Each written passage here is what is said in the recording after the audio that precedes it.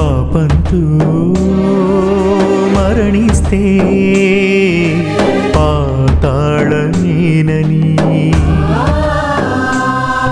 అపరాధంతో కనుమూస్తే అగ్నిగుండమేనని,